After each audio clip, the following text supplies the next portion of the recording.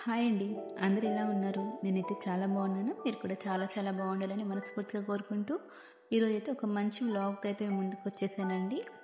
ఇంకా కార్డర్ మొత్తం కూడా నీట్గా క్లీన్ చేసేసుకొని ఇంకా ముగ్గు అయితే పెట్టేసుకున్నా అండి. చాలా బాగుందనమాట ఈ చిన్న ముగ్గు.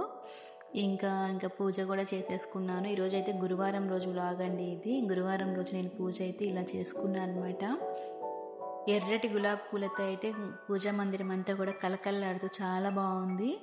ఇంకా పూజ అంతా చేసుకున్నాకైతే తులసి కోట దగ్గర కూడా తులసమ్మని కూడా దీపారాధన అయితే చేసేసుకొని ఇంకా బ్రేక్ఫాస్ట్కి అయితే వచ్చేసానండి. బ్రేక్ఫాస్ట్ వచ్చేసి ఈరోజు దోశలు అయితే వేస్తున్నాను అనమాట. ఇంకా మా ఇంట్లో పనులంటే చెప్పలేం కదండి. ఇంకా వస్తూనే ఉంటాయి బ్రేక్ఫాస్ట్ అని, పిల్లలని, స్కూల్ అని. ఇంకా స్కూల్ స్టార్ట్ అయిపోతే ఇంకా మార్నింగ్ అయితే హడావిడి ఉంటుంది కదా. ఇంకా వాళ్ళకైతే బ్రేక్ఫాస్ట్ అయితే దోశలు అయితే వేసేసి పల్లి చట్నీ అయితే చేశానండి.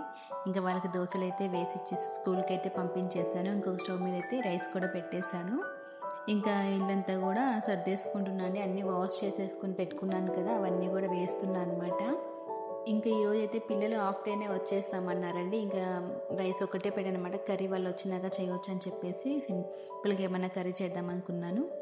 ఇంకా అంతలోకి ఇవన్నీ కూడా క్లీన్ చేసేసుకు పిల్లలు వచ్చేలోపు అయితే ఇల్లంతా నీట్గా ఉంటుందన్నమాట. వాళ్ళు కూడా చూడంగానే మైండ్ రిలాక్స్గా అనిపిస్తుంది ఇంక పిల్లలు కూడా అని చెప్పేసి ఇంకా అన్నీ కూడా క్లీన్ చేసేసుకొని వీటిపైన ఉన్నవన్నీ కూడా మళ్ళీ ఉల్లి బౌలు అన్నీ కూడా పెట్టేసుకుంటున్నా అండి. అవన్నీ కూడా దులిపేసుకొని మళ్ళీ పెట్టుకుంటున్నాను అనమాట. ఇంకా రోజు అట్లానే పెట్టుకుంటే దుమ్ము పట్టేస్తాయి కదా. అప్పుడప్పుడైతే ఇలా నీట్గా క్లీన్ చేసేసుకొని మళ్ళీ ఫ్రెష్గా అన్నీ ఉతికి వేసుకుంటే బాగుంటుంది అనమాట. ఇంకా సోఫాకి ఇటువైపు అయితే రాధాకృష్ణుని అయితే పెట్టుకున్నాను కదండి, అది కూడా అంతా అయితే దులిపేసుకొని ఆ డస్ట్ అంతా కూడా మళ్ళీ దులుపుకున్నాకైతే ఇక్కడ కూడా అయితే ఒక డూ స్టిక్ అయితే వెలిగించేసుకుంటున్నాను. ఇల్లంతా కూడా మంచి స్మెల్ వస్తుంది కదా అని చెప్పేసి ఇలా అంతా చూసుకుంటే ఇల్లంతా కూడా ప్లెజెంట్గా అనిపిస్తుందండి. ఇలా నీట్గా చూసుకుంటే ఎక్కడక్కడ ఉండే బదులు ఏటి ప్లేసులు అవి ఉంటాయి. ఇల్లంతా కూడా నీట్గా ఉంటుందన్నమాట. ఇంకా అవన్నీ కూడా చేసేసుకొని ఇంకా పిల్లలు వచ్చే టైంకి అయితే ఇంకా లంచ్ ప్రిపేర్ చేయాలి కదండి. మార్నింగ్ అయితే రైస్ అయితే పెట్టేశాను. ఇంకా టమాటా కర్రీ అయితే చేస్తున్నాండి. ఈ ప్రాసెస్ అయితే నేనేం తీయలేదు వీడియో అయితే. ఇంకా టమాటా కర్రీ అయితే చేశాను అనమాట వాళ్ళ లంచ్లోకి. దీంట్లోకి అయితే వడియాలు ఉంటాయి కదండి, ఫ్రై చేసేసాను. ఇంకా మంచిగా వాళ్ళ లంచ్ కూడా చేసేసారండి. ఇంకా ఈవినింగ్ వచ్చేసరికి అయితే నైట్ డిన్నర్ కోసం అయితే మేతి ఆలు కర్రీ అయితే చేద్దామని చెప్పి మెంతికూర అంతా కూడా ఇలా కట్ చేసేసుకొని వాటర్లో అయితే వేసి పెట్టానండి. దాంట్లో ఉన్న డస్ట్ అంతా కూడా పోతుంది కదా.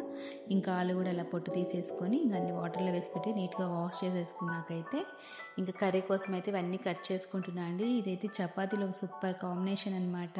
ఆలు మెంతి కర్రీ అయితే అప్పటికప్పుడు ఆకుకూరతో చేసుకుంటేనే బాగుంటుందండి. ఇంకా కస్తూరి మేతి అది బయటకు దొరుకుతుంది కదా, దాన్ని కూడా వేయవచ్చు అనమాట. కానీ ఆకుకూరతో చేస్తే ఈ కర్రీ అనేది చాలా టేస్టీగా ఉంటుంది.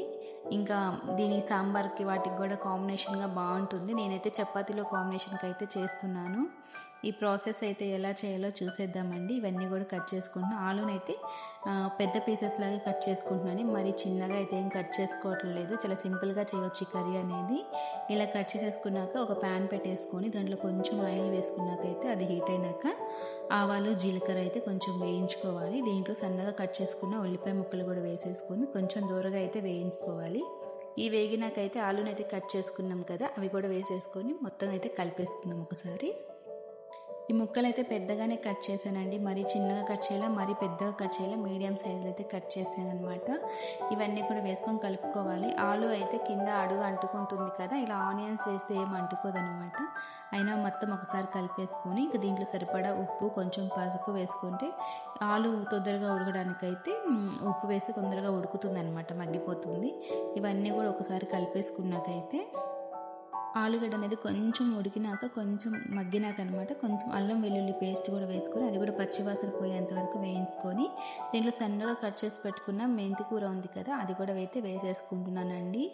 మెంతికూర అయితే నేను కొంచెం ఎక్కువగానే తీసుకున్నాను. ఆలుగడ్డ కన్నా మెంతికూరనే ఎక్కువ ఉందన్నమాట. ఇదంతా కూడా వేసి కొంచెమే అవుతుందండి. ఆకుకూర కదా, ఉడికితే కొద్దిగా అయిపోతుందని చెప్పేసి ఎక్కువే తీసుకున్నాను మెంతికూర అయితే. ఇంక ఇలా మూత పెడితే ఆలుగడ్డ తొందరగా మగ్గుతుంది. ఇంకంతా కూడా ఒకసారి మళ్ళీ కలిపేసుకొని దీంట్లోకి అయితే కొంచెం కారం అయితే వేసుకోవాలండి. టేస్ట్కి సరిపడా కారము, మనం ఎంత తింటామో అంత కారం అయితే వేసుకొని కొంచెం గరం మసాలా వేసేసుకోవాలి. అది కూడా అంతా వేసుకొని కలిపేసుకున్నాకైతే ఇది ఉడికించుకోవడానికి సరిపడా వాటర్ వేసేసుకొని ఇంకా మూత పెట్టేసి మనకి ఎంత గ్రేవీ కావాలో పొడి పొడిగా కావాలో చూసుకొని స్టవ్ ఆఫ్ చేస్తే సరిపోతుంది. అయితే గ్లాస్ వాటర్ పోసుకుంటే ఆలుగడ్డ ఉడికే వరకు వాటర్ పోసుకుంటే సరిపోతుంది. నేనైతే కొంచెం ఒక గ్లాస్ అయితే వాటర్ పోసేసుకొని ఎంత కలిపేసుకున్నాను. నేనైతే పొడి పొడిగా అయితే చేసుకున్నానండి, బాగా వస్తుందన్నమాట. ఇంకా కర్రీ అయితే రెడీ అయిపోయింది. కానీ అంగ చపాతీ చేసేసుకొని ఇంకా కర్రీ అయితే సూపర్గా కాంబినేషన్ అండి. ఇవి రెండు అయితే చాలా టేస్టీగా ఉంటుంది. మెంతి కూర ఆలు చపాతీ అనమాట. ఒక్కసారి మీరు కూడా ట్రై చేయండి, చాలా బాగుంటుంది. ఇదైతే పప్పుచారులోకి, సాంబార్లోకి, రసంలోకి, కర్రీస్ అన్నిటిలోకి సైడ్ డిష్గా అయితే చాలా బాగుంటుంది అనమాట. నేనైతే చపాతీలో చేసేసాను. ఇంకా నైట్ డిన్నర్ కూడా అయిపోయినాక అండి ఇంకా స్టవ్ అంతా కూడా క్లీన్ చేసేసుకుంటానండి. నెక్స్ట్ డే మార్నింగ్ అయితే మనం ఇంకా వంట స్టార్ట్ చేసుకోవడానికి రిలాక్స్గా ఉంటుందని చెప్పేసి ముందు రోజు నైటే నేను ఈ స్టవ్ అంతా కూడా క్లీన్ చేసేసుకుంటాను. కిచెన్ కౌంటర్ అంతా కూడా క్లీన్ చేసేసుకుంటే మార్నింగ్ అయితే వచ్చి తొందరగా పని చేసుకోవడానికి బాగుంటుందని చెప్పేసి నేనైతే ఇలా చేసేసుకుంటానండి. ఇంకా స్టవ్ అంతా కూడా క్లీన్ చేసుకుంటాను. పైగా కూడా మనం ఇలా క్లీన్ చేసుకోవడం వల్ల ఏంటంటే ఎక్కువ డస్ట్ అనేది ఉండదు. స్టవ్ పైన కూడా బాగుంటుంది, నీట్గా ఉంటుంది స్టవ్ కౌంటర్ మొత్తం కూడా. ఇంక ఇదంతా కూడా అప్పుడప్పుడే డీప్ క్లీనింగ్ చేస్తాను. డైలీ అయితే ఇలా తడి బట్టతో అయితే ఇలా తుడిచేసుకుంటానండి. ఈ వైపర్తో అయితే తుడిచేసుకుంటాను. ఇంక ఇదంతా కూడా తుడుచుకున్నాకైతే ఇంకా మనం ఇవన్నీ స్టవ్ కౌంటర్ కూడా తుడుచుకుంటాను కదా, ఇవన్నీ కూడా పక్కకు జరిపేసి కింద ఏమన్నా ఉన్న డస్ట్ అంతా కూడా తుడిచేసుకుంటే నీట్గా ఉంటుందండి. ఇంకా ఇదంతా కూడా క్లీన్ చేసుకుంటే ఇంకా పని అంతా అయిపోయిందనమాట. ఇంకా నైట్ రిలాక్స్గా పనుకోవచ్చు. ఇంకా అంతా కూడా క్లీన్ చేసేసుకున్నాను.